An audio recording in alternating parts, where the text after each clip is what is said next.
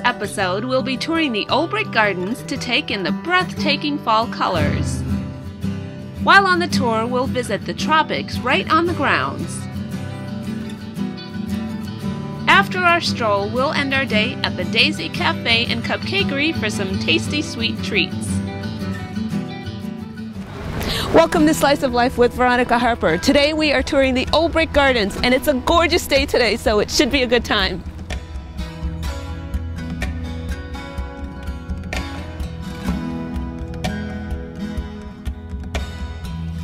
As part of our tour today, we'll be stopping over to the tropical Boltz Conservatory to sample the diverse collection of plants.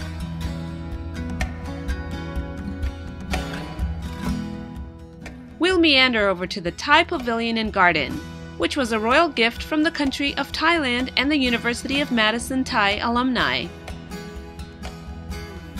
We'll also check out several other gardens and see how Olbrich is staying eco-friendly.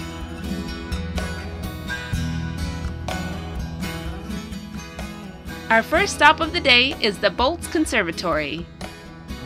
Behind me is the Boltz Conservatory. It's supposed to be pretty tropical in there, so let's go check it out.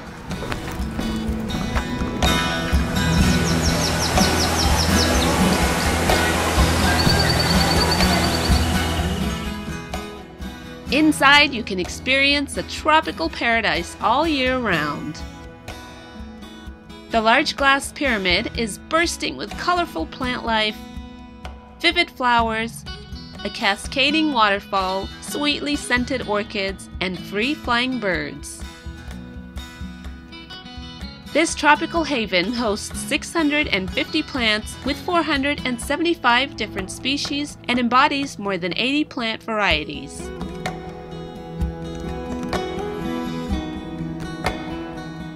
The plants you'll see here are naturally found in subtropical regions throughout the world.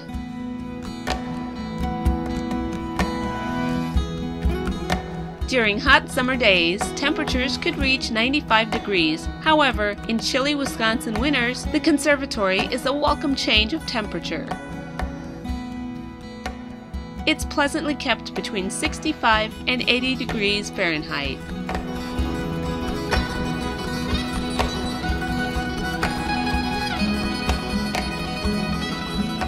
The conservatory is open year-round, and you can either do a self-guided tour or schedule a tour with a guide. We wanted to get all the insider tips, so we tagged along with one of the expert garden tour guides. And you can see that there are cherries on it. We call them cherries because inside them are the beans. Oh, the actual beans are in there? So every cherry has 2 beans. Okay. And that's what's harvested, so it'll change from green to red to dark, and that's when they're ready to be harvested. So do you actually harvest them? No. Okay. No. Probably pick up some of them that do drop to the ground when they are ripe. So it's not like I can say in 3 weeks, oh, they're going to be red at all. It's not like a particular season or anything? No, I've seen them at different times, and you're in a controlled environment as well. Right. So it's not like the natural world where you would find them. I've never been actually this close to a coffee tree before. I had no idea. So you love coffee? I do love coffee. You know, it's economically second only to oil in terms of money. Is that right? Second only to oil. I did not know that. And we're going to go by that coffee tree. It's a nice big coffee tree. Oh, yeah, it's... If we let them grow to what they're meant to be. Oh, I see red ones up there. Yep, Probably I red do. ones up on top. It'll happen sooner because they are higher up. Yep. With the exposure to more light. And they look just at how thick they can get. Can we touch this? Not allowed Typically to touch? no, but I'll let you. Okay. It's Typically no. But very smooth. So they just drop and you just let... Well, if it's a harvest situation, when they're ripe, they'll go through and they won't wait for them to drop to the ground. I suspect the breast growers don't use machinery for them. Probably not. Just hand-picked. Yeah, and that's where you've got your shade-grown coffee, that the forests, trees are not taken down in order to have the trees. Also the fair trade, where the workers actually get to benefit and those that grow get to benefit from the product. I'll be honest, I don't know too much about coffee and the behind the scenes, but You're not a coffee drinker? I love drinking it, but no, let's go make our way over to the cacao trees. We can do that. We're going to go by way of one that is down on this level, and then we'll make it up to the other one and see if there's any pods. How many total cacao trees do you have? 2 that I'm aware of. One is actually planted, the other is in a pot. So we're at the cacao tree now. Well, here's the cacao tree. My favorite. I love chocolate. Yes, and you're one of millions if not of people, more people right? who love it. So these have potential for being a pod. So are these little flowers that we see, do these turn into pods? They could. Yeah. Okay. Yes, they have the pollinator. Okay. And this, the spelling's different. It was mispronounced as cocoa, but it's actually cacao. And it is where our chocolate comes from. And what happens with the actual pods? We don't harvest them. We just, they may, we even have a sign up there because people were taking them. So they can be, when they drop, they'll be picked up, but we don't do anything with them that I'm aware of because we don't have that many. The cocoa bean itself is actually very bitter. Too bitter. Tastes too bitter. Yeah. And so it's what we do to it that brings out the chocolate flavor and of course the sweet flavor. You gotta add the sugar, you gotta add the milk, the heavy cream. And it's a big money maker. Right. Well, let's go check out the one upstairs. What is this tree? Oh my goodness, this is cacao. These are huge. So these are probably almost beyond ripe, but that's gives you the idea of the size of them. And they just fall to the ground. But I expect that where they grow them as a to harvest, they'll pick them when they're ripe. Look at how well it grows. It's in a pot. Oh yeah. So, chocolate, all that chocolate. Just waiting to be eaten. That's tea? I think that's what it's at. It's an actual tea plant, which I have never seen. So I can't tell you anything about that because... I wonder if does it smell like the flowers? No, there isn't. Yeah. So it must occur after they harvest. Star fruit. Have you ever heard of star fruit? Yes, I have. This is a star fruit tree. Yeah. So the official name is down there, but you can see there's some of the fruit growing right there. Orchids, those are interchanged periodically as we have some that are blossoming, and then they'll go up and out, and others will put back. And orchids are pretty amazing because there are so many different kinds. Some have scent, some don't, and all unique and beautiful.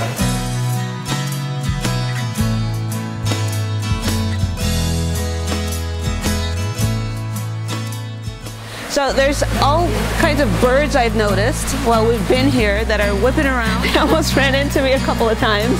So how many different species of birds do you have? We have canaries, we have black-bills, diamond doves, smaller than your doves like the morning doves that you see. I think I saw one downstairs. They were scuttering around on the ground. On the ground, right? We have a number of species of the quail.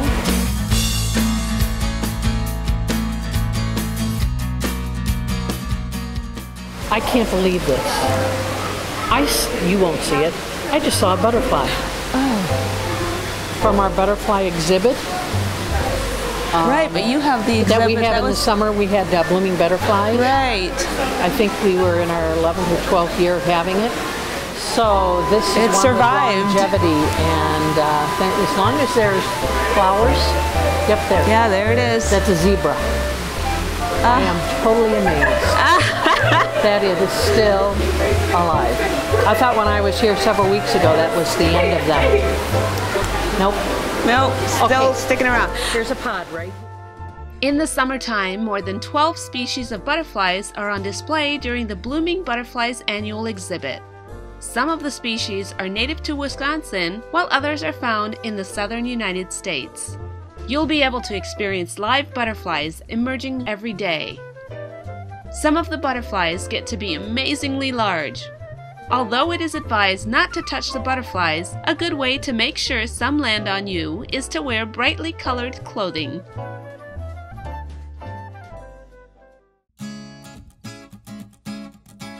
Okay, this is the actual exhibit of our carnivorous plants. This is it. A number of plants in the conservatory don't just feed off sunlight, but insect life as well. Did you notice that there was out in front when you came in, a terrarium? There was a small terrarium. The carnivorous plants in the conservatory include Venus flytraps, pitcher plants, butterworts, sundews, and sun pitchers. It probably has a purple pitcher plant in there. It has good examples of the Venus flytrap, right? And sundew. Okay. And they all are different in how they bring the insects in. Well, there's a white liquid that the plants release. Yes.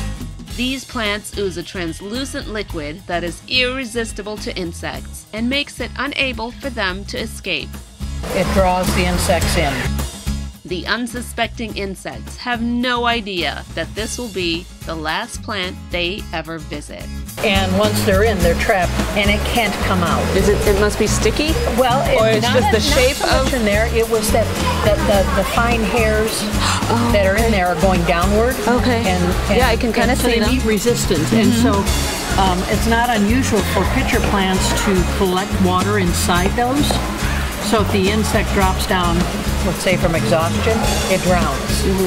That's when the pitcher plant takes over and begins to absorb the nutrients of the body.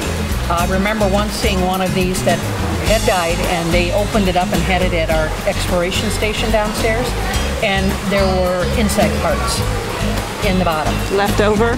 It doesn't eat the body, it absorbs the nutrients. So that's why it's not actually carnivorous, right? Like the movies show. Right. And we know with the Venus flytrap, it closes very quickly, captures the insect inside, goes through the same process of absorbing the nutrients from the body. And you leave these lights on 24 hours? Yes. We do have animals in here that are active at night, like frogs. There he is. Yep. He's right there, just hanging out. Yep. See him? So there's two of them. There's another one on the other side. Right. So, but those are the ones we don't typically see. He's happy up there. So a nice mix of plants in here that you certainly come away with feeling like you've had a visit to the rainforest.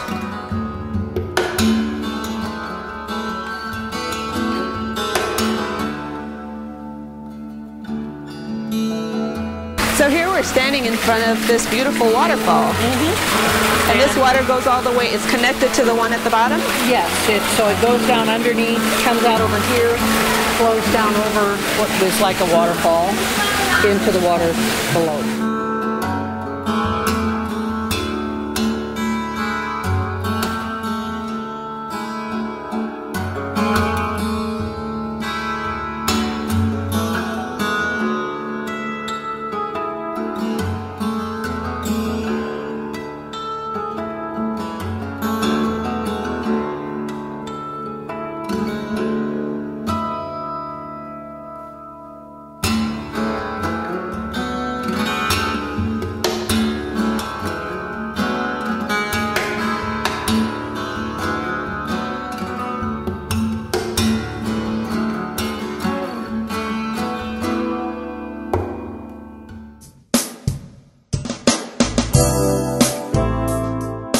Next, we'll head out to smell the roses and stroll through the specialty outdoor gardens featuring spectacular landscapes and Midwest plants. The native stone Outlook Tower offers picturesque views of the gardens and Lake Monona. The Midwest's finest collection of roses are featured in the Rose Garden.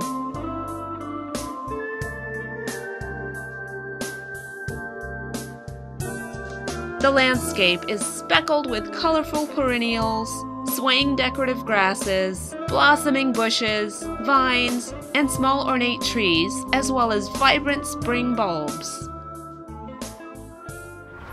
And now let's head over to the Thai Pavilion where we can experience a bit of Eastern culture right here in Madison.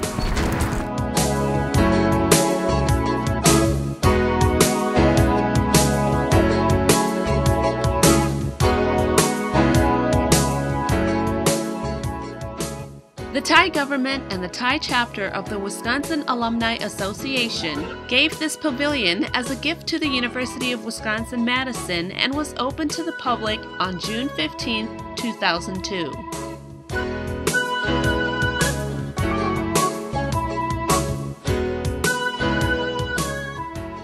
The Thai Pavilion stands 30 feet high and 40 feet long, with an estimated worth between $1.5 to $2 million.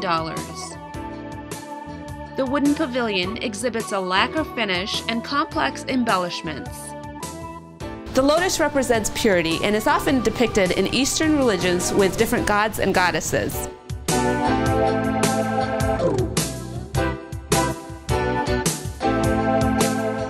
The gold leaf etchings, special preparation, and rarity are what makes this pavilion so special to Olbrich. The Thai Pavilion was constructed over several weeks, and there are absolutely no nails or screws or glue of any kind in the construction. Be sure not to touch anything when you come and visit, because the oils in your hand can destroy the gold leaf.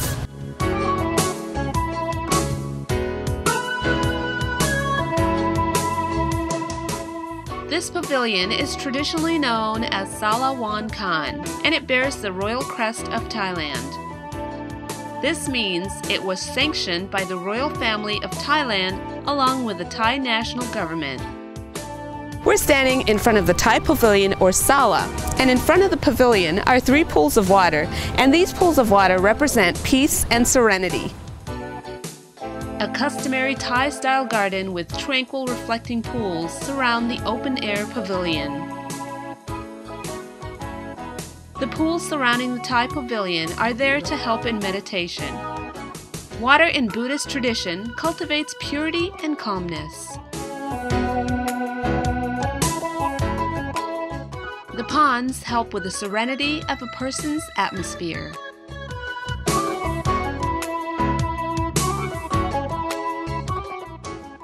It is only one of 4 such pavilions in the world located outside of Thailand, and the only one surrounded by a garden.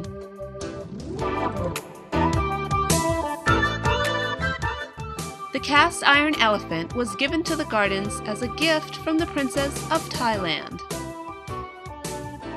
The elephant is a prevalent symbol in Thailand and is associated with royalty.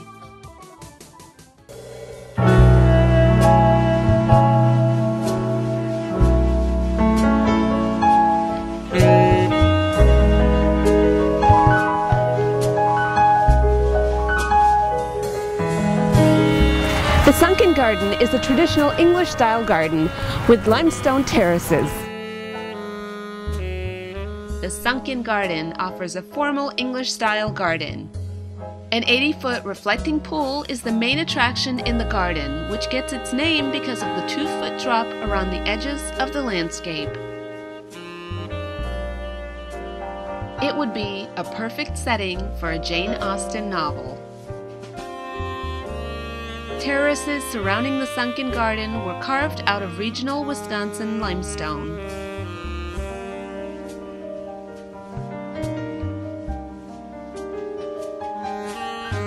This is Olbrich's oldest garden, having changed from a perennial garden to the sunken garden in 1952.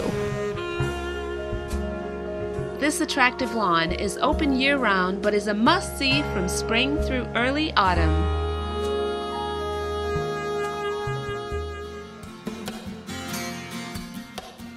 As a private partner collaboration, the Olbrich Gardens also have a supply of honeybees.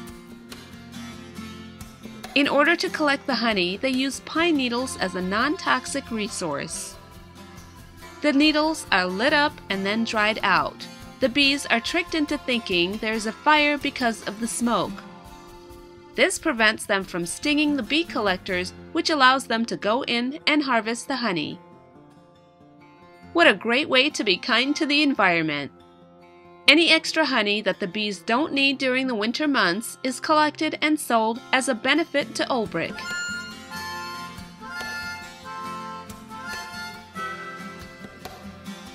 Olbrich is using some eco-friendly ways to help improve the environment. Their latest addition, the electric tram, was introduced to help visitors who may have trouble walking the 16 acres of beautiful landscape. The tram is completely electric and adds to the green theme that is used to run the gardens.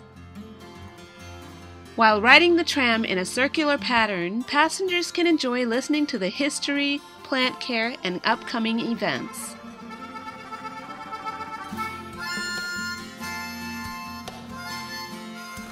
We hope you had a good visit here at the Olbrich Gardens, and we're here at the Rose Garden. The Rose Garden is a very popular spot to hold weddings. Right behind me is the Rose Garden Tower, and it stands about 40 feet tall. It has a beautiful view of the 2 acres as well as the lake behind us. Until next time, I'm Veronica Harper. Keep on exploring.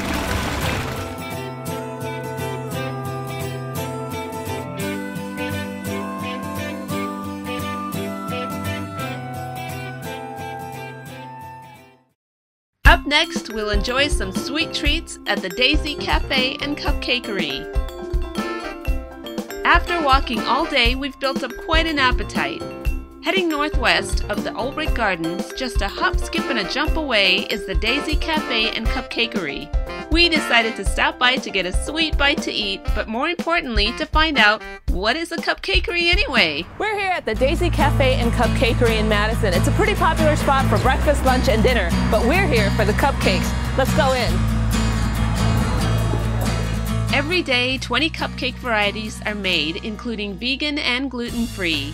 The classic line includes America's favorite like the red velvet and other popular ones like the champagne cupcake made with fresh fruit and strawberry frosting.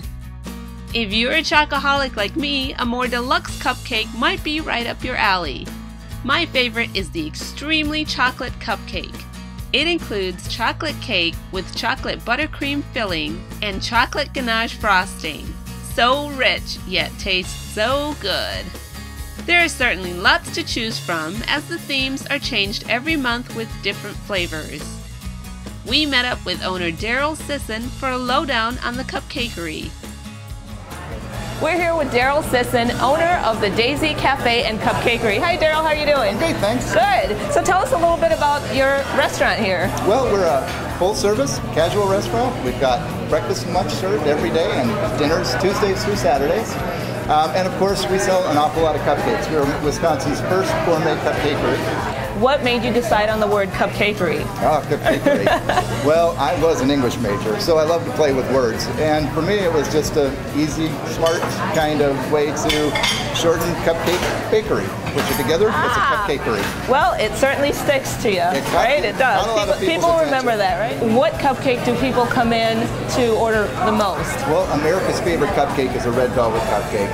But I think where we really established ourselves is we do a monthly theme on deluxe cupcakes, and they are seasonal, they're fun. So tell us what qualifies for the 4 C's of Daisy Café and Cupcakery. Oh yes, what's 4 included? C's. We are a cafe, we are a cupcakery, we sell coffee, and we're all about community.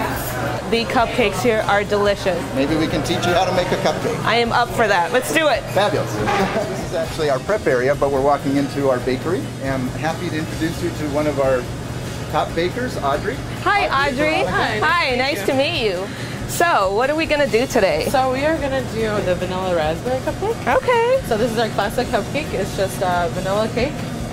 We make everything handmade and fresh ingredients and everything. So what we're going to do is here's your piping bag. All right. What you're going to do is kind of fold it down like this. Hey, you got it. Well, you know what? I did take some cake baking classes. I did, I have to admit. Okay, and so you got this. we'll see. Okay, and then your tip. We're going to put that. Okay. Perfect. See? All right. I know what I'm doing. Yeah, she's got it. Kinda. I'm no expert like you, but we'll see. All right. Okay. So we're going to get our buttercream in here. Okay. Push it down so we don't have any bubbles. Mm-hmm. Just need a little bit. Do you want to do yourself? Yep. All right, there you go. Okay, just a little bit then? A little more than that. A little more. Yeah. We love buttercream. Uh-huh. Who doesn't, right? Okay. Excellent. Okay. So. Yeah, so you're going to push it all the way down. There you go. Kind of, get your tip. There it is. And then you want to give your bag a little twist. Okay. Twist in the bag. Perfect. And then I like to wrap it around my finger like that. Gives a little stability. And then there we go. Perfect. Yeah, there you go. That's right. Okay. So we're just gonna do a classic a spiral. We do 3 times around. Okay. You just want to give it a little bit of pressure. See how it feels. Now follow your way up and then end with a little. Nice. All right. Yeah, perfect. Check it out here. So we start in the middle? We'll start a little bit to the side. Okay. Yeah, perfect. Good. There you go. Keep pushing. Nice. Woo! Yeah! Perfect. You got it on purpose. Yeah, It's a little flatter. Yours is more like a Christmas tree. You did very well. Okay, awesome. So then we top all our cupcakes with fresh fruit. Okay. Some raspberries here. We're just gonna plop this on top. Okay. There you go. And there you go. And that's our classic Finished product. And now do we get to eat it? The best part, right? Go for it. All right. Should I go too? Yeah, absolutely. Cheers to Daisy Cafe. I'm gonna just bite right into it. Oh my god, this is really good. Very tasty. Audrey, I hear there's a certain way that you're supposed to eat a cupcake. You can eat a cupcake however you want. All right, this is the way I eat it. This is, yeah, exactly. That's how we go. It's really cool. But there's kind of a neater way. Okay. And then you're kind of trying to twist the top off a little bit. Oh. It kind of comes off. Mine's There you go. kind of broken. I'm only screwing this up. Okay, and then real quick, we're going to flip it over like that. Like that way. Cool. Perfect. Yeah. Nice. You got And it. so it's a cupcake sandwich. And then And then- there you go. Thank you. Very good. Now that we discovered what the Daisy Café and Cupcakery is, we'll definitely be back for more to satiate our sweet tooth craving with some delectable baked goods. I give it 5 out of 5 cupcakes. Whether you're in the area or not, I hope you end up here. It's definitely a Daisy do. You never know what kind of cupcake you might find.